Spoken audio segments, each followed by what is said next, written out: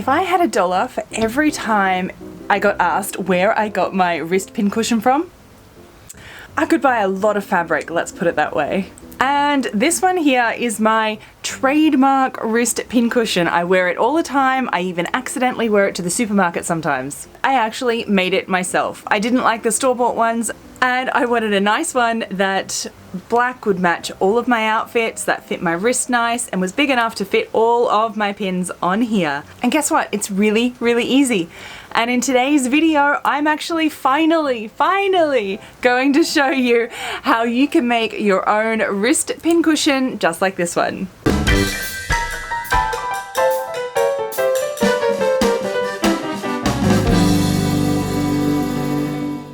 Welcome back, my lovely ladies and gents. It is very, very nice to see you again today. And it is time. It is for the long awaited, very much requested tutorial on how to make my signature wrist pincushion. It's really, really easy and it is so convenient. Like, you need one in your dressmaking. Absolutely. You will not know how you lived without one after you make one. Let's get right in. What do you need for this project? You're going to need a metal bangle, like a cuff. Now you want it open so you can slip it on and off. You don't want anything that latches open and closed. It's going to pinch a lot, and you need to remember, put your pincushion on top. I like one that is a bit bendy, that I can kind of squish into shape so it fits my wrist, because I don't like it to be wobbly at all. I want it to stay nice and firm on my wrist. You can find these at the thrift store all of the time, and there are many different sizes. You can get a thin one, you can get a thicker one. Both will give you just a different type of pincushion, so maybe it's a case of whatever you find, or maybe whatever you like the size of. I have quite a few because I'm actually making these as little gifts for the ladies that are coming along to my retreat that I'm hosting in France. So I'm making them all as gifts, their own little wrist pincushions. And it is a surprise, so don't tell them. Next up, of course, you're going to need a needle and thread in a matching color. You'll need some scissors, of course, and some fabric to actually make your pincushion from. So you want something that is non-stretch, not too fine. You don't want it to be see-through. Something like a nice cotton is a good way to start. Something that pins go through relatively easy, okay? Yeah? And then of course you need some stuffing. I found the best is find a sacrificial op-shop pillow, and the stuffing inside this is best. Do just get one from the op-shop. I'm sure you'll find one, something that you can reuse. You can use all of this out of scraps, and this inside stuffing is what you want. I had tried filling it with old scraps of fabric, but I found that it doesn't want to pierce through, and it really is really difficult to actually then, it just won't pierce on your pincushion. It's too thick. And of course with your fabric scraps, make sure, just use scraps. You don't need to buy anything new for this. This is a project that you can use all of those scraps that you've got hanging around. So basically, this is what we're going for. These are a few I've made before. You can see the different widths of the bangle create a different type of cuff. Now I really like plain black ones because it matches every outfit that I have. It looks nice and stylish, but of course black is impossible to film, so I can't show you this very well. I'm going to make my next one using this lovely floral. First up, you want to start with a piece of fabric. Mine is approximately 29 centimeters by about 31 centimeters. There is no exact amount. It'll depend on how wide your band is and how much padding you've got in here. Then get your stuffing from your pillow. There is no exact way to do this, but fold one over edge here. Squish it all in, so you kind of want a rectangle, right? It ends up being usually a rectangle sort of shape. And you want the length is usually the length here. It's usually shorter this way, longer this way. Let's pop one piece over, other side over, and what you want to do with this side is fold it over so there's no raw edges visible. You kind of want to keep this stuffing, you kind of want it tight, okay? Now kind of like push all of the stuffing into the middle, so it really sits in there nicely. Now this is tricky, you have to use a lot of your fingers. Now very carefully, if you have really slippery fabric, you might want to put a pin here or even stitch this closed, but I recommend just testing it out first to get the right amount before you go ahead and stitch it. This goes this way, so then you want these bits to be folding in through here, right? What I like to do is actually fold this piece here underneath. So tuck that in there. That way it grabs and you can pull this and it gets tighter and tighter because this grabs through here. And then my stuffing is coming out to here. So we want this stuffing to go all the way down. So make sure you really stuff that in. See now? Now the stuffing comes down to the edge. Then I can very much more easily sort of fold those edges in, fold it down. Okay, it's pretty weird shape right now. It's not quite right. So maybe you need to add more stuffing, maybe you need to take some away. I think this is probably good. Very important. At this point, you want to check to see whether you can actually very easily put your pins in. If you can't, you need a different fabric.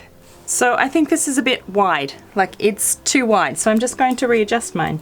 So I think the stuffing's right, but I want to make this a little bit smaller. That's better. So that's much thinner now, and it's nice, a nice little like ball on top before it was out here. This is so much nicer. It is this point, just keep adjusting. Take out stuffing if you need to, whatever you need to do. You want to fold this edge over so that you get a nice crisp, clean edge that we can actually sew closed. So you don't want any raw edges showing, as neat as possible. Don't worry about perfection yet. We just kind of want to get some pins in here just to get it staying where it is. So this is much easier if you have this little seam come over the edge further. So see how it sits up a little bit? If you put this seam underneath here, it's really, really hard to sew. If you have it slightly up here, you'll find it much, much easier to actually sew it closed. Now you've kind of got the basis here. You just want to play around and pin it perfectly before you sew it, of course. Remember from my video the other week, about pinning? If you haven't seen it, I'll link it up here anyway. Okay, fortunately, I've done this a few times now, so kind of getting a knack for it. On these corners, you just kind of want to squish them in, squish in any little darts if you need to kind of like this side here. I can kind of squish this down and see I've got extra fabric here that I can kind of tuck under, squish in, dart it in, whatever you want to call it. Just kind of then and pin it closed. Don't worry about perfection. It's really hard.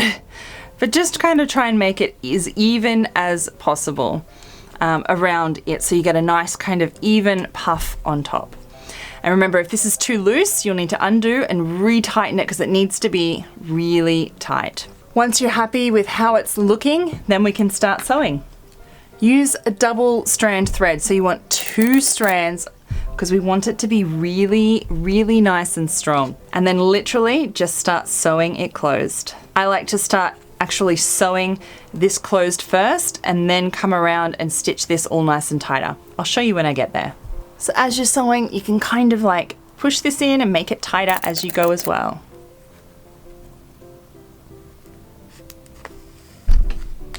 Okay, now we're sewn closed. It's really time to just perfect these corners and get them looking a bit better. So make sure you tuck all this underneath, squish them in, because you want this to be really nice and tight. So push this in, use your needle if you have to, and you kind of create like a little seam up that corner. Then just bring it back down to the bottom. So you just want to do a little running stitch across the fabric at the bottom, you want it to be invisible, and it'll also help hold all these layers together as you go as well. But we just want to get it to the other side without the thread being seen. Now we do the same thing to this corner. And then take a section down here. So then you can pull this closed. See how to make that, stretch that out nice and tight. This seam got a little long, but you know, that's okay. Once you reach the top, just kind of then again, we want to come back down to the bottom.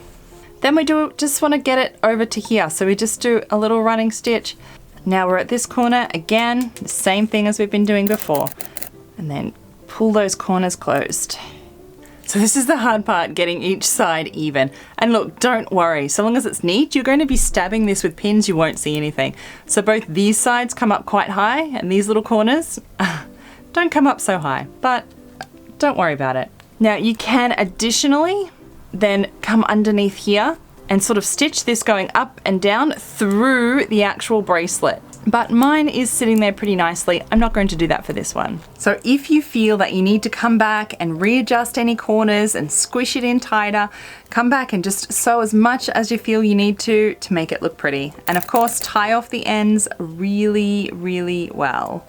Don't worry about perfection. If you do it once and you get the hang of it and you think, I've got it now, I see how it works, just cut it open and just do it again. It doesn't take more, like 20 minutes. And then you can get a much better one. You'll know how to get your corners more even and get the stuffing inside even.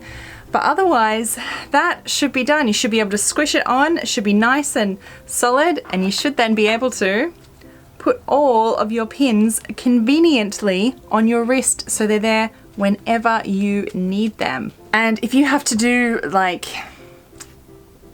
8 of these like I do, you'll get better and better, and you'll know how to make it look really, really neat. As I said, the first time, it's hard to get even, because you have to kind of hold it all tight, and you really have to be good at using your fingers and stitching and hand stitching. If you're not really sort of nimble with your fingers, you might find this really tricky to kind of hold it all in shape as you do it.